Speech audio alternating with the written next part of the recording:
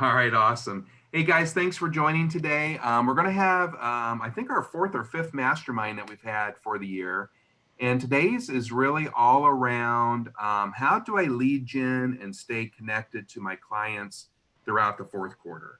And I think, one of my greatest fears as a team leader and a rainmaker is it's very easy to get disconnected this time of year because there's a lot of things going on, a lot of fun things that takes us away from our business, and a lot of, hey, you got a minutes that take a hold of our time and really rob us of doing the things that we should, like lead gen and lead follow up, et cetera. So we have asked some of our very best of the best and very creative minds in the office to collaborate and come up and answer some of these questions for us and give you guys some good ideas on how to stay connected through fourth quarter. So I'd like to start with question number one. How do you organize your calendar during November and December? When I looked at mine, I am one of those bad habits of lead generating blocks just across all my days. And that's not really how I'm operating. So I don't know why I do it that way. So Shannon, if I were to come to you first, what does your calendar look like for November and December? So our director of operations holds us accountable to our schedule, and it's just regular activity every day that is scheduled. If we don't achieve it, we have to move it. My lead generation is a little more organic, as you can say, so it's relationship based. So I don't have any tips or tricks other than it needs to be done every single day in whatever form that it works for you. So wherever you are converting at the highest level is what you need to focus on, especially when we're a little lower in incoming activity, new activity. That's well said. And you are our highest volume agent at the moment. What does your lead gen block look like? And I know it's organic, but do you break it up into, say, I'm making cold calls, or I'm going to work on FISBOs or expired? How's that look like on your calendar? Well, honestly, mine looks a lot different than the models. I don't buy leads. I don't have a dialer. So right now we're starting a round of D2, D4 calls to our database.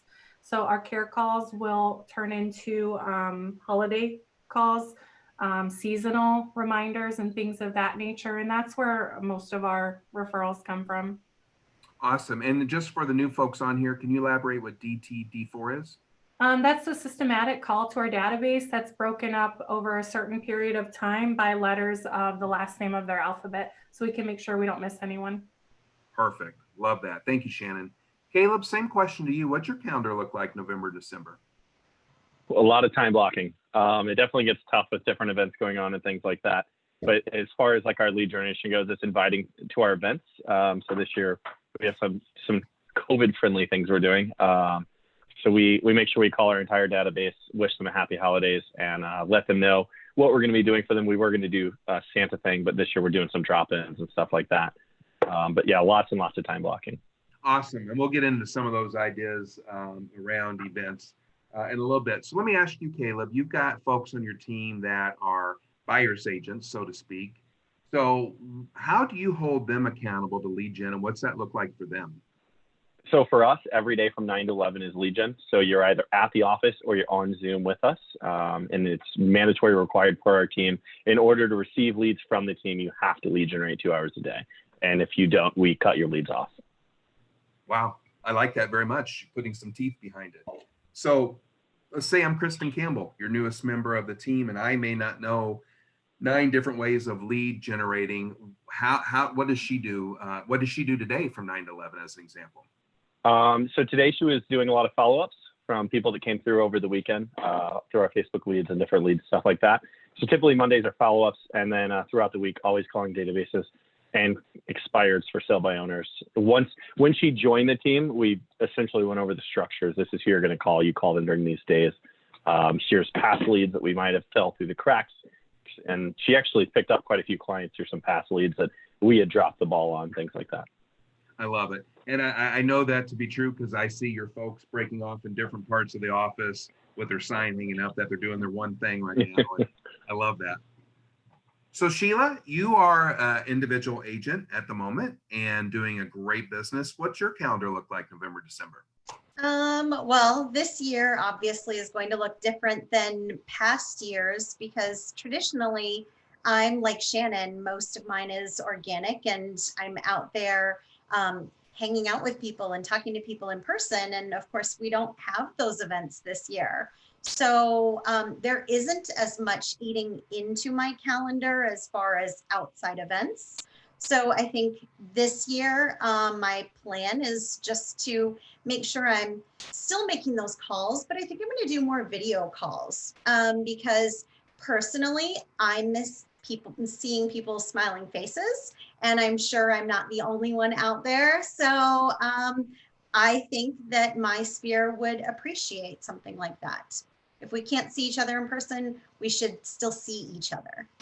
I love that. So Shannon's got ops manager helping hold the team accountable. Caleb obviously is a rainmaker holding the team accountable, and he's married to a gal that's going to keep him in line as well. Sheila, who do you use for accountability to keep you as an individual agent on track? That's something I need to work on because it's usually just me, myself, and I. I do keep a paper planner. And so every day I have little tick marks that I put in there to make sure that if today I said I am talking to 10 people and having that actual back and forth conversation, there is not a tick mark that happens until I'm on the phone or in a private message having that conversation with someone. That might mean I'm making 27 contacts to get those 10, but every day that I plan on whatever that certain number is, I'm holding myself accountable in my planner. Good. And what do you do if you didn't hit those tick marks that you're looking for? I have to add it to the next day. Good for you. And that's what Shannon said too. They move it down the calendar. That's good advice. So one of the things, I like for us to pick out of these things is, yes, we are a real estate company, but everything we're talking about here is really behavioral based. So it doesn't matter if you are a real estate agent, if you're a team leader or an affiliate partner. We've asked Emily to come in as well because habits and rituals and routines happen no matter what industry you're in. So Emily, how do you keep your calendar clean? Because I know your calendar is really full. It is. It is. I keep things really very simple. And I think that's the key. Rick, I know this is one of your favorite items, but I have a to-do list that I have branded to me that I give out to agents all the time. And I just make sure that I have like my appointments for the day and I know exactly who I'm contacting and what I'm doing. This year obviously looks different than the rest of the years. We usually have a very packed calendar socially. Steve and I do not separate our personal and business lives very well. So we are always talking to people and we're always talking about kind of what's going on, right? And people ask us a lot about what's going on in the market with lending, should I refinance or, I'm thinking about doing this or that. And we keep track on a spreadsheet of where all of our leads and things come from. And I would say, gosh, this year we're close to probably 70% of sphere of influence. So Steve does podcasts, right? So the podcast studio has made up for, a dozen plus deals this year, just talking to people. He plays on a baseball team. We're friends with a bunch of teachers. That's who we hang out with, teachers and coaches. And a lot of our previous clients, we are constantly hammering and loving on our previous clients because they're the ones that generate the most business for us. We're constantly going back and showing appreciation to the line of people that came before that person. So awesome. That is a big deal to us. Love that. And I think you brought up something very key in the fact that your personal and business calendars are mixed and they're blended. And I think that's brilliant because we all have a life. We're all doing this job to lead a life by design, right? So your personal life is going to be mixed in with your business life, and that's a-okay. Kate and Kristen will say, hey, Rick, you've got your piano lesson 11:30 today. If I make a 1 o'clock appointment, is that okay? So I'm fine with that. And I think you guys should be too, to make sure you've got a blended calendar that works for personal and business. Good call out, Emily. Thanks. Barry, how about you? You want to take next one? Yeah, man. Hey, so guys, you know, we talk about this time of year being a great opportunity to do some unique lead generation, and we've done it in years past. Shannon, I'm going to start with you. What are 3 of your favorite ways to lead generate during the holidays? Honestly, I don't know that we lead generate differently during the holidays. We treat December and January just like the rest of the year. When we make our monthly goals for the year, we don't change December like we don't change July. So we lead generate in the same way. I can't say I've got an inside secret for what I do during the holiday. I feel like if I look at it differently, my results will be different. Whereas if I hold myself and the team accountable to the same result, we're working at the same pace for the same thing. Because ultimately, if the leads aren't coming in, it's because we're not doing the work. So if I start looking, I feel like if I look at it as if the leads are not there, then I'm almost failing from the gate, if that makes sense. No, it absolutely makes a lot of sense. Sheila, what about you? Do I you do would anything different? I would say the same thing.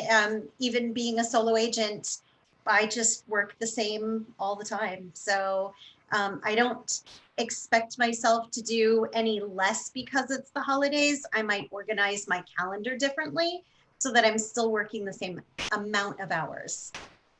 Okay. Caleb, what about you guys? So one thing we do every holiday, which actually is a really good result, is when it comes to July 4th, Thanksgiving, Christmas, we always send a text message out that's like, hey, happy Thanksgiving. Hope you're eating some great food today. And it always has to do with food, and it has nothing to do with real estate, but everybody already knows Caleb's the real estate guy, Nita's the real estate girl. So when you send that text, purposely when you know their Thanksgiving dinner or their 4th of July party or their Christmas day, and they look at their phone, you become top of mind right then instantly of, oh, Caleb just sent me a nice text asking about food. And then that's when people are going to brag, because everybody wants to brag. Yeah, I'm buying a new house soon. And that's where the referrals come from. So to us, like our single greatest like lead generation thing we do is every holiday, that text message. I'd say we get a huge portion of our business from those texts. Well, let me ask you this. How far in advance do you start planning that? And is that a planned text that you guys sit down and war game of sorts and figure out, okay, exactly what we want to say? So we, throughout the month of October, I think we had 3 different meetings that we planned our entire 36 touch plan next year of every single touch we're going to do, and every single text message, email, everything that goes out. It was already planned in October for 2021. That's pretty awesome. Emily, what about you guys? So I don't know that we lessen or we, hit it any harder, but I'm kind of with Caleb, but I like the video, like social media and video messenger and video text, and just, hey, get a question out there. What are you thankful for? How are you spending your, Thanksgiving? What's unique about this year, whatever it is, and it just gets that dialogue going and letting them know that, hey, you're thankful for them. I don't know about you guys, but all of my clients are saved in my phone, and I can't tell you how many times I answer the phone and I haven't heard from somebody in a year, them calling me. I might have texted them or something, and I'll say, oh, hi, Jim, and he's like, how'd you know it was me? I'm like, you're my client. You're my friend. I saved you in my phone. And they just get a kick out of that. So it's those personal touches is what I'm saying, that make the bigger difference, especially this time of year. But I'd say all year round too. Okay. Love that. And if I could throw in there too, there's a lot of shiny objects out there if you're a new agent of companies that will do this service for you. Why pay for it? It's so organic and so easy. If you listen to Caleb, hope you're having some good food today on Thanksgiving. You don't need to pay some company $1,200 to generate that for you, right? You're talking about part of your lead gen time, your 2 or 3 hours a day. That is truly lead genning by just dropping a quick text to people. And it doesn't need to be anything elaborate to engage that conversation. If you look at Amy Hanks, she does it quite a bit too. What's your favorite ice cream? And you know, and although that you look at it and think, well, maybe it's silly, but if you look back and forth, there's a lot of engagement on her Facebook page from that. So don't pay a service for something you can do yourself and should do yourself. Absolutely. I think too many people focus on lead gen. I think you have to ask for a referral, or you have to ask for them to buy a house with you. Yeah. And I think that's what dilutes that conversation a ton. But when you just provide value and you have a good conversation, I think people are going to refer you a lot more often. Yeah, I agree with Caleb, 100%. You don't earn the right to ask for the business until you've established the relationship and provided something of value. That's awesome. Love that. All right, well, let's talk about the big elephant in the room. What type of client appreciations do you guys do in the fourth quarter? So kind of take us through like what Barry said, what's the pre-planning piece of it? What does the event look like? And what's the follow-up after that? Let's reverse it up a little bit. Sheila, how about you? Do you do any holiday events like that? I never have. I came from another office before Keller Williams, and I just hit my 1 year with KW. So I had never heard of anybody doing any kind of client appreciation. So that's something new that now I'm, you know, it's on top of mind to put something together, but I haven't done it in the past. Okay. I'm going to skip over to Emily because this is one that she's personally helped me in my business with around events. So Emily, what are some of the things that you guys have done? We have done the group client and or realtor events. So we have several different clients as a lender. I would say that they're not as well attended as what Rick is trying to get at. So Rick and I have really tried to hone in on, again, that personal touch. Maybe dropping by an item of value or something that's meaningful to the clients. Also, you know, making sure that the information that they need is out there.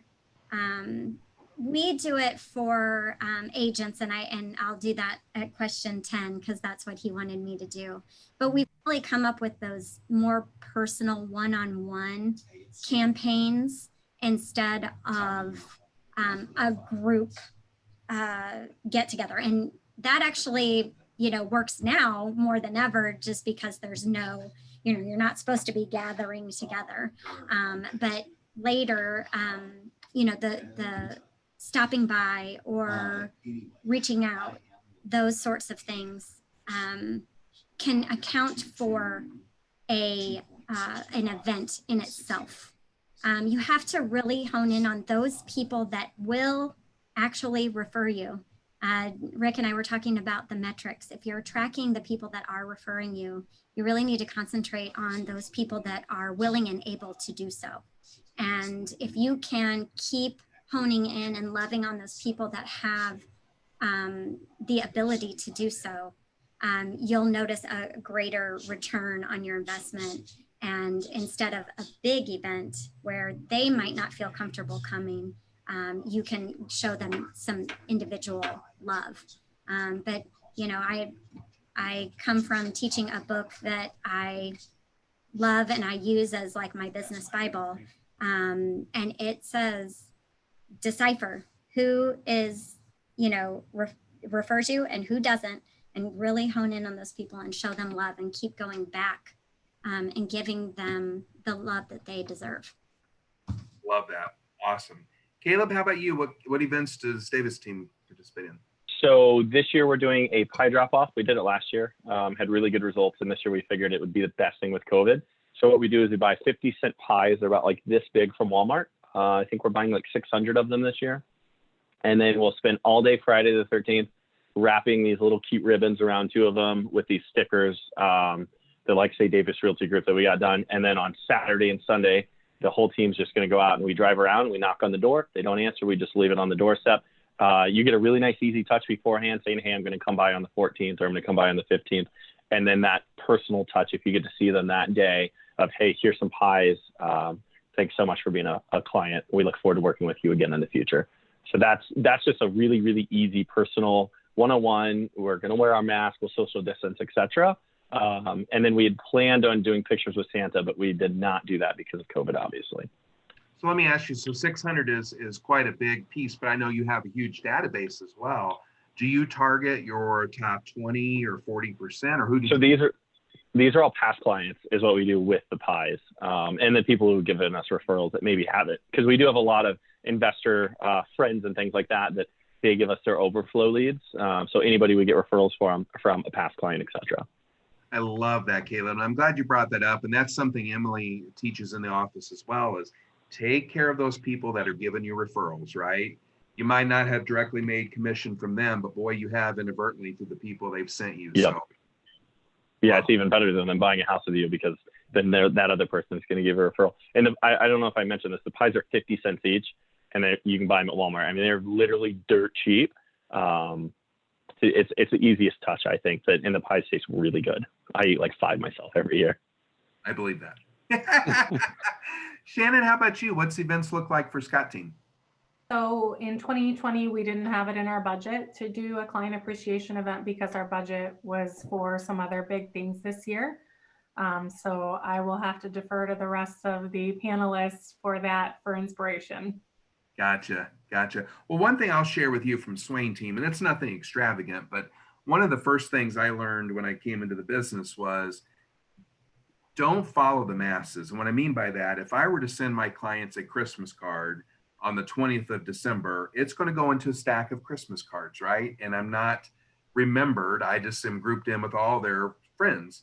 So one of the things I've invested in is I have a cute Christmas card this year, but it comes with a holiday CD that's branded to the Swain Team. And what I love about that, it gives me the ability to actually mail these out at the beginning of December where nobody's getting Christmas cards yet. So they've got value in the fact that they can play Christmas music all through December, but my card hopefully will be more memorized or more memorable for them because it's not in the masses on the 20th of December. So just another thought. I have also heard of the pie giveaways. I know the Blasting Games have done it with the Sam's Wholesale Club pies. They're $6 or $7.99, and they're really a big pie. And then usually if they can get a referral out of it as well, then they give them a can of whipped cream. And there's a lot of little different ways to tee that up. But Emily has a fantastic slide. And I don't know, Emma, if you're able to find that sucker in your emails, but you had one that had like a lot of little pop-by gifts that you could do. I have them with me.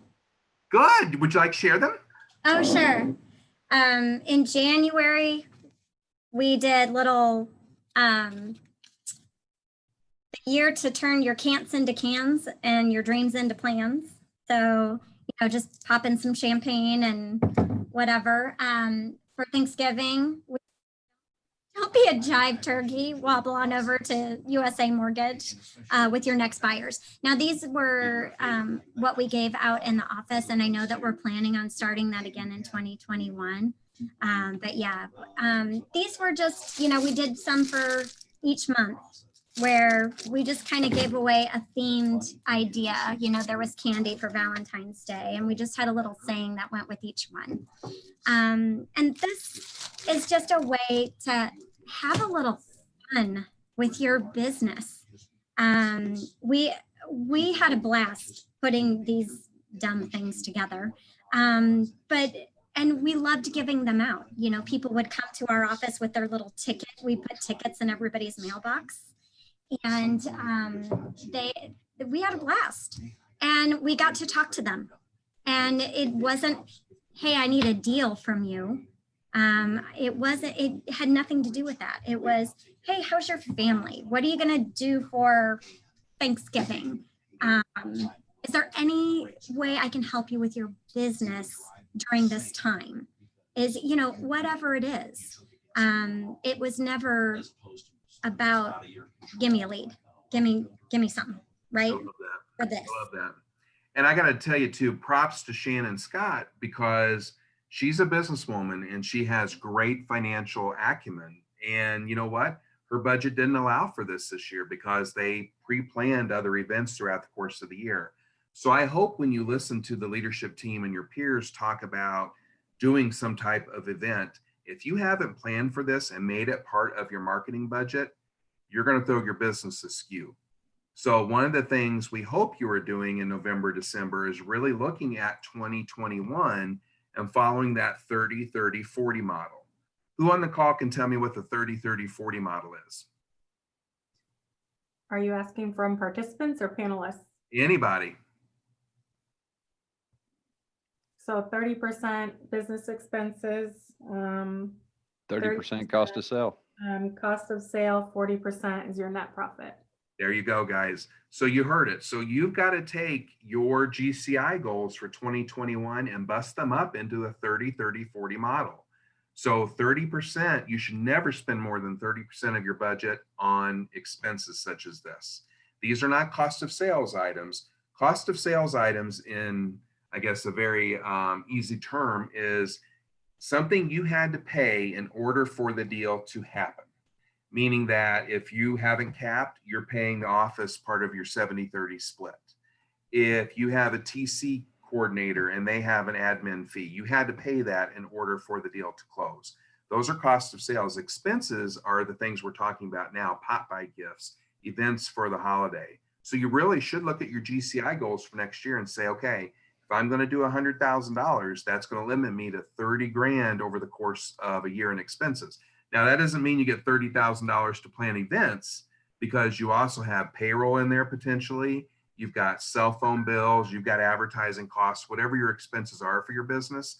But marketing should be a big piece of that. And the holidays should, if you do it right, should be a big piece of your planning. Barry?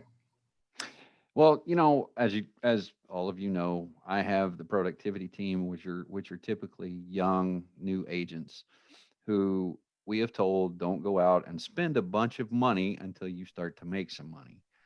And a couple of questions I've been asked are, hey, I really feel like I'm bothering people when I call them, especially during the holidays coming up. So let me ask the panelists, what scripts do you use to communicate with clients during the holiday season? Can I take a Caleb? lead on that Yeah, one? yeah. I hear that a lot when I'm teaching Ignite. And what I think I've honed in on is that agents who feel that way have yet to take ownership of the fact that they can help people. Because what I hear from them is they don't yet feel like they have enough experience to offer. And you know, what's our bold law say? Change the way you look at things and things you look at change. Everyone comes from a prior career path, and what you've learned in that prior life career is valuable to your clients. And most importantly, we want to help someone. And when we want to help someone and we truly believe that we can help them, and we truly know where we can go get the information we need to help them, then we're coming from now a place of contribution to our clients. So we can better believe that when we're making that call, we're truly calling because we can make a difference to somebody, and we will. So I think it has to start first with knowing your value proposition, which is that you want to help and that you have the people, the tools, and the systems behind you to make that happen. Once you believe that and you value what you bring to the table, regardless of your real estate experience, those calls become much more easy and become honest and genuine. Once you start having those honest, genuine calls with people, it no longer feels uncomfortable to make the call. You know, that's interesting. That's one of the things I always tell people is authentic conversations. Authentic conversations go a long way. Yeah, it's intimidating when you're new and you feel like you're not experienced enough. But what you do have is you have Barry behind you and his team. You have Rick and Alicia behind you. You have any agent on the ALC that will help you. You have someone in the market center that will stop and help you. You have Emily and Steve sitting in the office right there, Director of First Impressions, that will get you connected to everything that you need. So what you do have is you have the foundation to help anyone that you call. Yeah, that's great advice. Hey, Caleb, you are the master of phone calls and scripts, and you and I have talked about this on multiple occasions. What is your favorite script for holiday phone calls? I mean, just like to us, it's a Ford script. Every conversation is Ford. Just call, ask how they're doing, ask about their family, ask about their occupation, ask about what they want to do for fun, ask about their dreams, have a genuine conversation, get deep with people and provide value. And then just let them know you're a real estate agent at the end if they don't know. But people know you sell real estate. If you're posting on Facebook, people know We don't have to beat it down their throat. Ask how they're doing. Ask what you can do to help them. The forward script. That's the only script I think we should use with our database, and invite them out to things. Caleb, Sorry, are you rant ready over. enough? Let's do a role play. Do you mind? All right. Yeah. You want to do it right here, Yeah, me and you? I'll be your client. Okay. Ring, ring, ring. Hello, this is Rick. Hey, Rick. How's it going, man? I'm doing well. How are you? I'm doing good. Just wanted to see how things were going. I know Al had gotten a little sick a few weeks ago. Wanted to call and check in. I appreciate that. Yeah, luckily it wasn't COVID. He just had a bad cough and a little bit of a cold, but doing much better now. Nice. That's good to hear. How are things with your new job? You're a team leader at Keller Williams, right? Yeah, it's been an adventure. Let me tell you, I've learned a ton. I have a ton to still learn, but I'm really enjoying it, and I feel like maybe I'm making a little bit of difference each day in the office, and that's what's important. Nice. And how does that affect what you used to do? Do you have more time to do things now, or what are you kind of doing as a team leader? Yeah, I tell you, my time is definitely more precious than it's ever been. So I spend about 40 to 45 hours a week as a team leader, and then I spend about 25 to 30 hours as rainmaker for Swain Group. So I'm working about 75 or 80 hours a week right now, but it's keeping me out of trouble. And you know, Caleb, if I'm not out of trouble, I'm at the boat probably casino. Yeah, for sure. I say, are you still spending personal time with your husband and getting to enjoy and do the things you love to do? Not as much, but I tell you the difference is, although I don't see him near as much, the quality of the time is better. So I know it's a little bit more precious and we do more things together now and enjoy it. Yeah, no, that definitely makes sense. Are you still trying to retire within the next 5 to 10 years? I had a call with my accountant. I've got to go to, I'm 59. So I have 9.5 more years to do this. Nice. That's awesome. Yeah, if there's anything I can do to help you out with your new role and anything I can do just to give you any advice or anything, let me know. I love it, Caleb. Thanks for the call. I appreciate it. Yeah, thanks for your time, Rick. You bet. Easy. 30 seconds. Boom, boom. Rick loves me now. I do. He's my agent. And Rick is going to pick up the phone next time Caleb calls. That's right. That's Yep. right. Yeah. That's a big piece of it, Shannon. You're absolutely right. I won't be afraid to pick up the call. Oh God, Caleb's asking for business. He may just want to check on Al. Yep. And it's always important to know what's going on with those people. Facebook's so easy. You can go on 90% of Facebooks and know what's going on with their life. You know Yeah, what? this works. And it takes this 30 works, seconds yeah. to scroll down.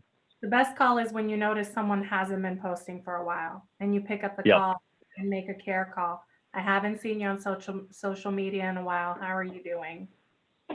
That's a really good call to make. And this is a great time of year to make that call. We've got people that don't have family, people that are going through things, and the holidays are that time of year that hits people the hardest when they're going through all things. That is a great call to make.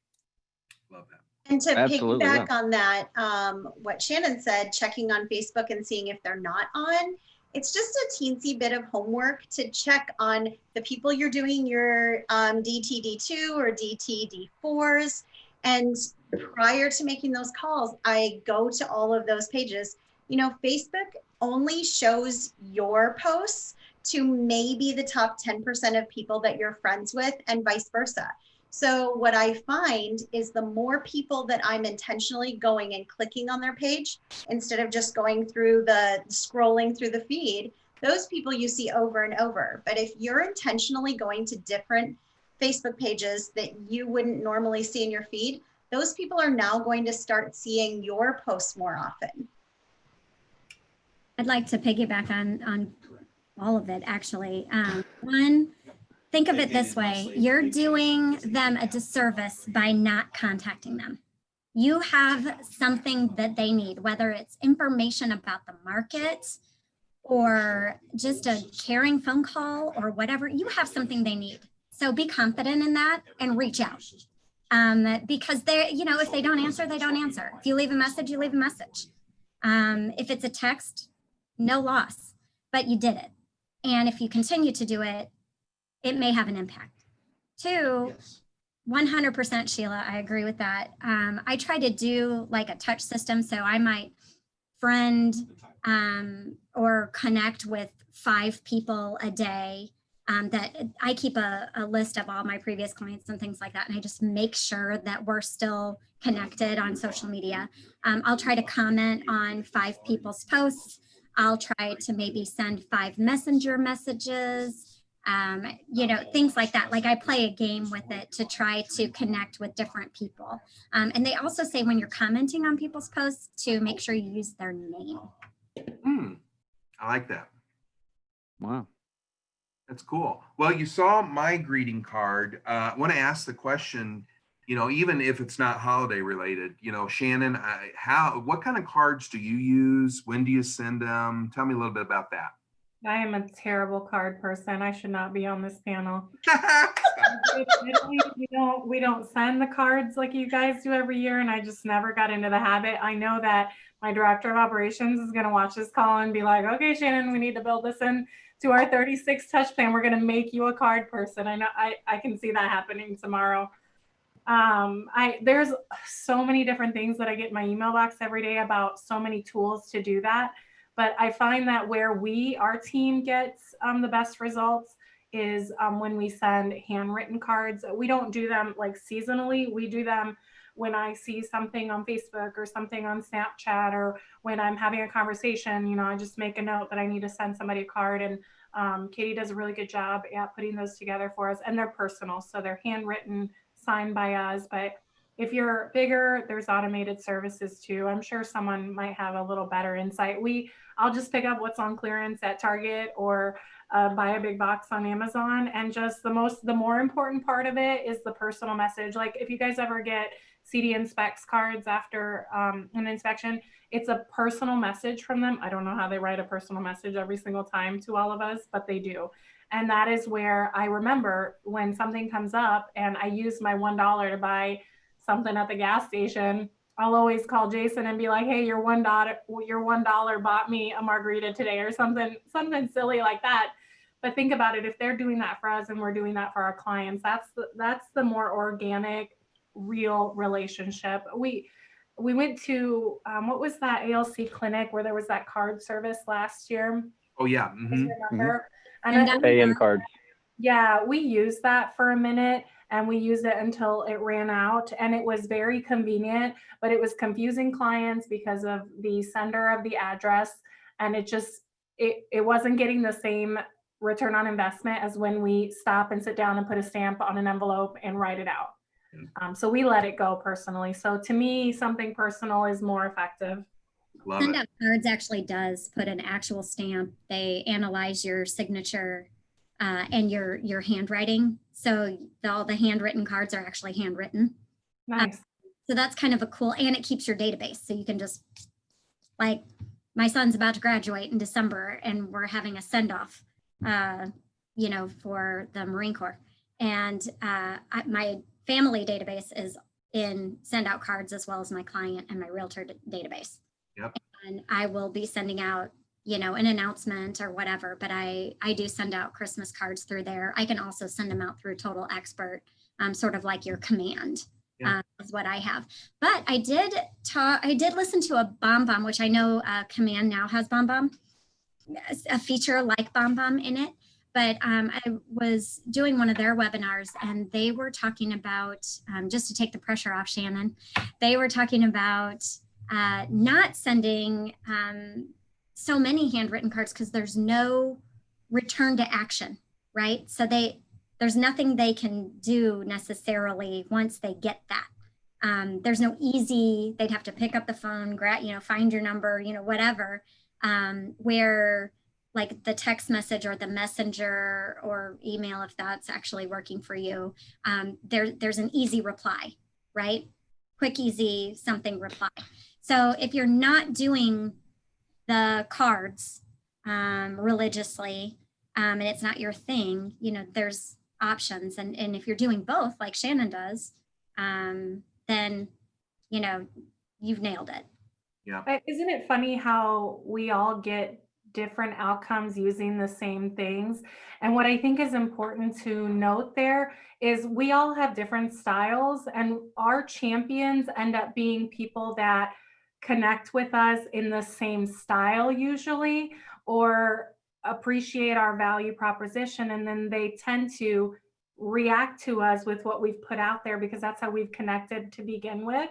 So, Caleb, I would venture to guess, I don't know, Caleb, correct me, but I would venture to guess Caleb's database is very tech far more tech savvy than mine is. And so he probably, you're on mute, Caleb. So he probably gets a better result with all of those things than I do, because maybe my champions are more used to picking up the phone and calling me. And so like my handwritten calls or get a different result, perhaps. Like people will all the time text me, oh, I got your card, that was awesome, no one else sent me a card, you know, something like that. So for us it works.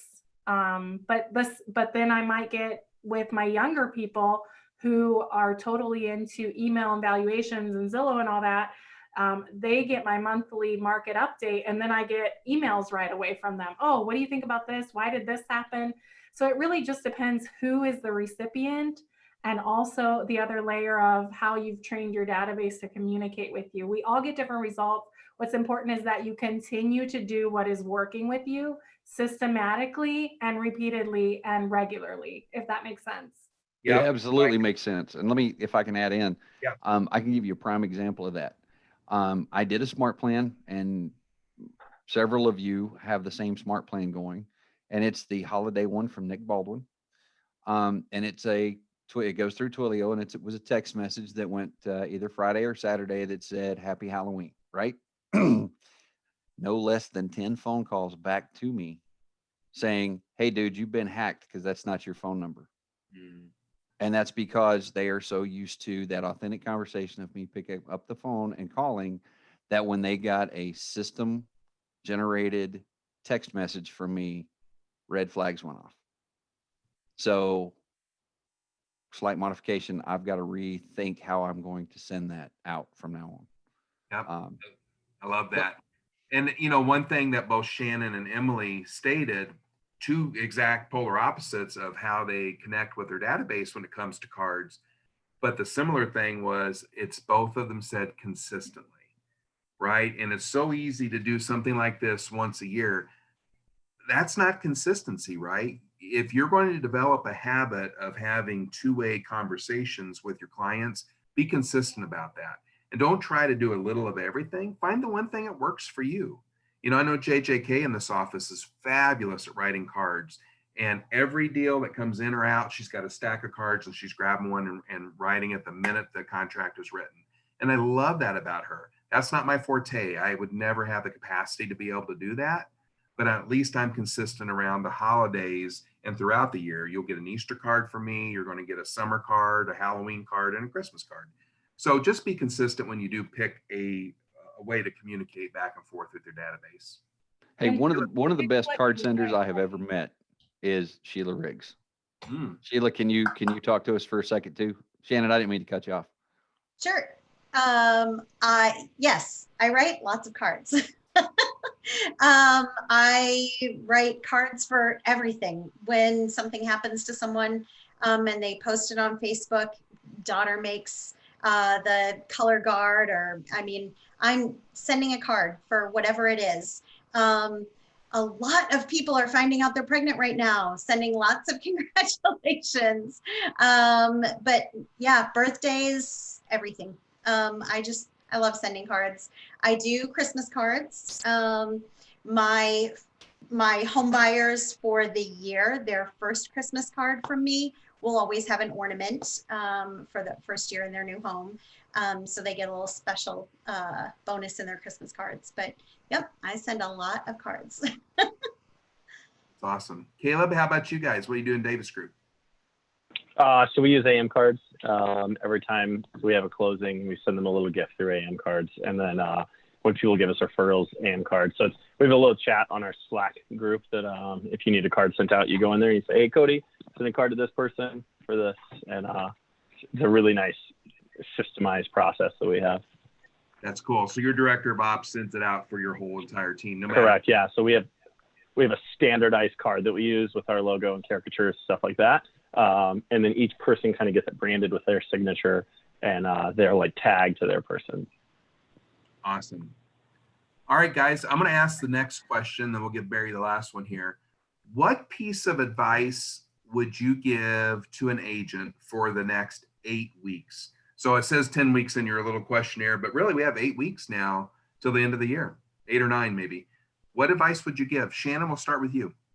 Don't slow down. This is going to set the tone for your 2021. What you do today shows up in 90 days. It is not time to slow down and go to all of those holiday parties. They're great, they're fun, but prioritize. Go to what is really important to you, your family, or your business and your business.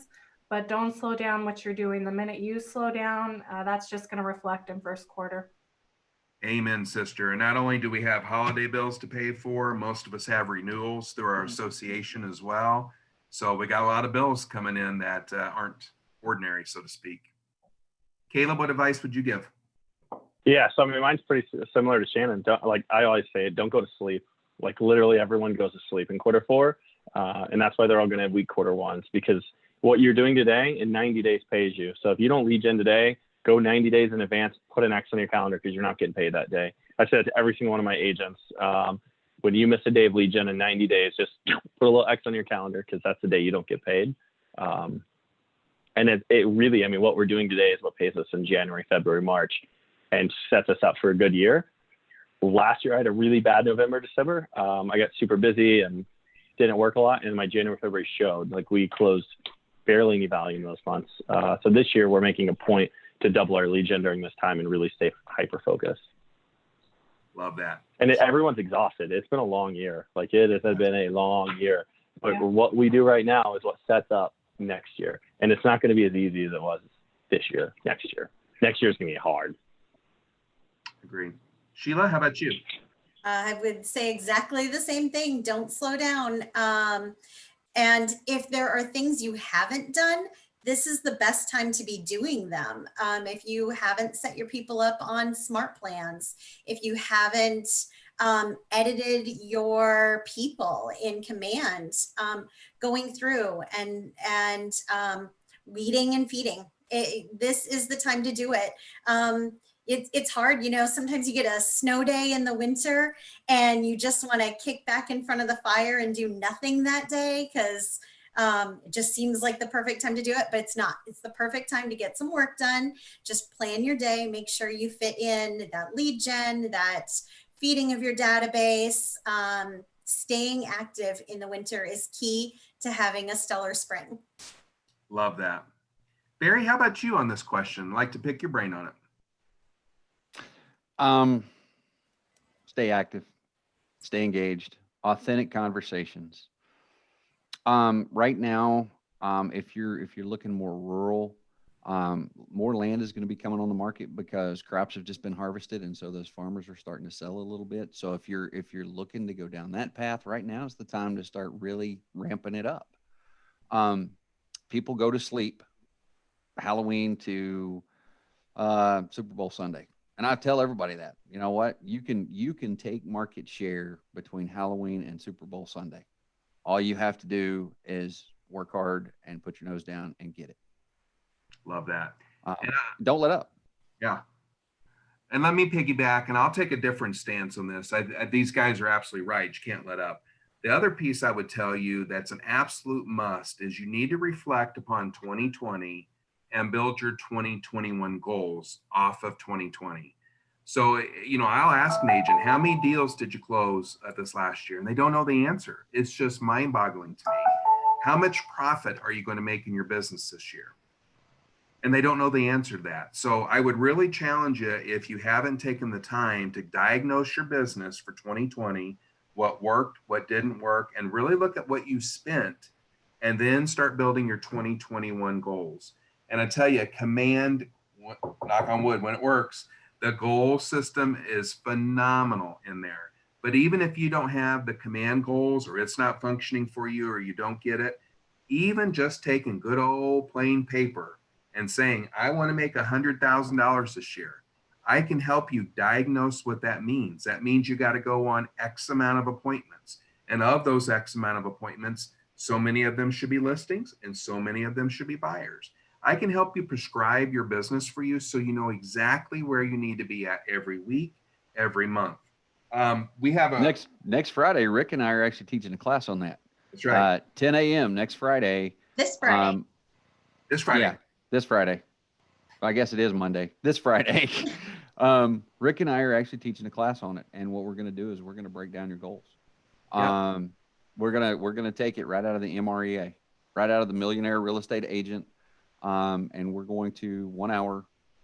You're gonna have to do the math, right? We're not gonna do the math for you, but you get to do the math. We'll tell you how to plug in the formulas, and it's gonna tell you exactly what you need to do to reach your financial goals in 2021. Yeah. And then we're gonna show you how to put it in command. And there's 4 of us on this call that are reading this book right now called The 12-Week Year. And the one thing this book is challenging us to do is don't look at a year as a full 52 weeks, because what ends up happening is, all right, so I didn't have a great January. That's okay. I still have 11 months to go. I'll double up in February. Well, February passes and that didn't happen. Well, okay, I'll triple up in March. All of a sudden, you're behind the 8 ball going through the year. But if you really do look at your goals as maybe quarterly and have the same intensity to end each quarter with the attained goals that you set for yourself, you are going to have much better results. The book is indicating people that follow this process have 4 times the amount of revenue or profit than people who don't follow this book. And it's so true, right? When you know you're going on a vacation, what does that Thursday and Friday look like before vacation? Right? You are a master of getting things done. So you have a great vacation. What happens in November and December? For me, I'm wrapping up my business, setting goals for 2021. I feel great about life. But why wait till December to analyze my business and set some new goals? I can do that every 12 weeks if I want to, every 6 weeks if I want to. So really, I challenge you guys to really diagnose your business and plan going forward. All right, Barry, you want to give one more question to the group? You know what? I'm going to ask one question. Shannon, I'm going to point it to you first. Do you, and this has to do with financials, because, you know, you have the financial acumen. Do you budget for your business to be down during the holidays, up during the holidays, or stay the same? And when do you build your budget? When did you build your budget? Because I know you've already built it for 21. Correct. That's a great question. Like my lead gen calendar, it's no different during the holidays than it is all of year. The budget is built the year prior in the fall and reevaluated quarterly. I make small reevaluations weekly and monthly, but really quarterly is the major accountability. And then when we get P&Ls in every month. So no, I don't budget for it to be down in the holidays. I do budget to have reserves year round that I need to get me through 1 or more quarters. So if the rug gets pulled out from under me, my budget is built so that I can operate. I don't have to let anyone go or reduce hours, if that makes sense. But I work at a different level. So my advice to people who are not at the same level as far as a team as I am is to make sure that you're not setting yourself up to have so many expenses during a period of time where your volume might be less, and that needs to be done year round. Mm-hmm. And when did you build your budget for 21? For 21, we just finalized it this past Friday. It had been in the works for a minute, but Friday is when we finalized it and put the final pieces on it. Okay. Sheila, as an individual agent, do you plan for up, down, stay the same? And when do you build your budget? My budget stays the same all the time. I have the same budget every month. I built my budget for next year last week with the business planning clinic. I have never looked at it the way that clinic opened my eyes to, because I am extremely frugal. I'm tight. I don't spend a lot of money on my business. I never have. I am very hands-on, and so I just don't spend a lot of money. I don't buy leads or anything. But that being said, I realized by taking the business planning clinic that it's okay. It's actually good. It will be in my best interest to move my business forward to spend some money on it. And had I not sat down and done those numbers, I would have still been in my old way of thinking that I had to save every penny. Love Okay. that. Caleb, what about you guys? So we build our budget in October. And we operate very differently than most people though, because myself, Allie, and Cody are all paid salaries. And then at the end of the year, we pay out dividends. So we essentially, most of our income is paid in December. So we operate on a growing bank account balance throughout the spring, summer, and then going into fall. We just look over the numbers for this fall. As far as November and December, we are profitable. We have a lot of expenses with salaries, things like that, cost of leads. But yes, it's in it for you guys who might want to grow a team. This might be the way you want to do it. But we operate salaries throughout the year. And at the end of the year, we pay ourselves a dividend. That way we can avoid certain taxes and we can have tax breaks, which I could go into a longer conversation with anybody that's curious about that at some point. No, that's great input.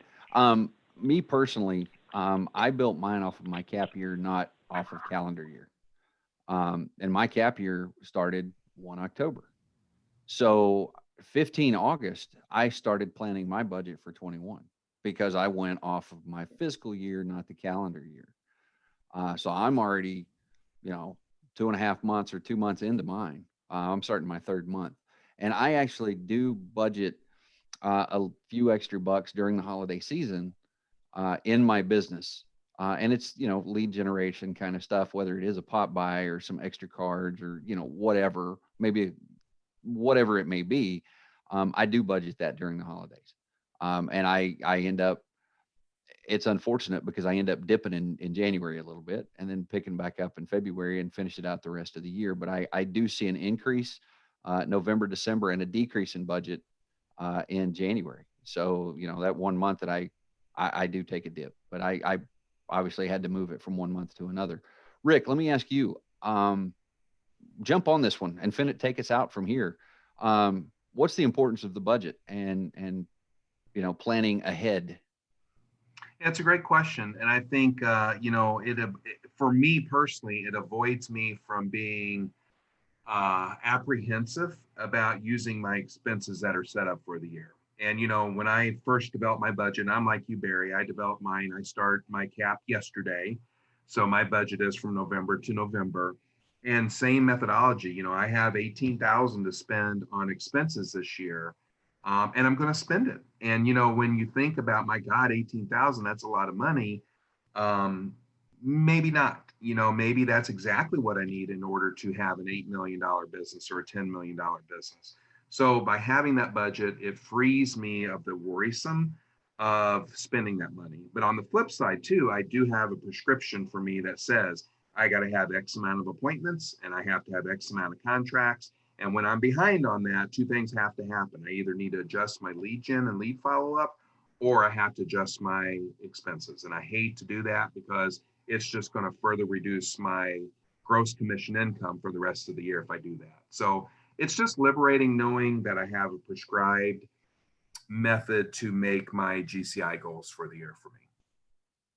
If All I right. can expand on that, Rick, Yeah. what I'm hearing is a common theme in all of us sitting on the panel is that we have made a budget.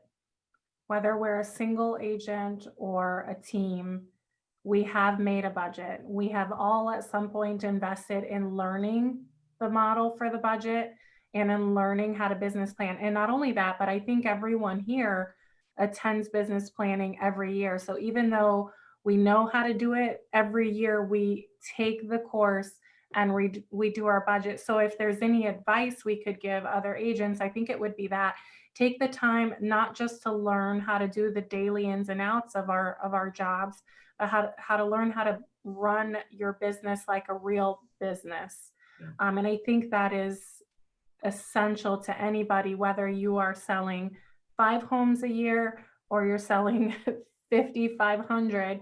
If you don't have a roadmap, not just the holidays are going to be hard, but in general, the business is going to be hard. You have to know to think of not paying yourself first. You've got to get that money out of each paycheck for your taxes. You've got to get that money out for your basic business expenses, your vehicle, your gas, the courses you have to take and all of that. So my advice is just make sure you're not just training on your skill set as an agent, but also on how to be a business owner. That's so important. I love that, Shannon. And if you're a brand spanking new agent and you really don't know what the finish line looks like for you, partner with somebody here. Like Shannon said, you've got a leadership team, you have the ALC, and you may not know the systems or models to get there yet. And that's okay. We have proven systems and models. So if you want to make 50,000 in profit this year, we'll help you with that. All you really need to do is let us know how much you want to make, and we'll help you get there. Well said. Any other closing comments, Caleb, Emily, Sheila?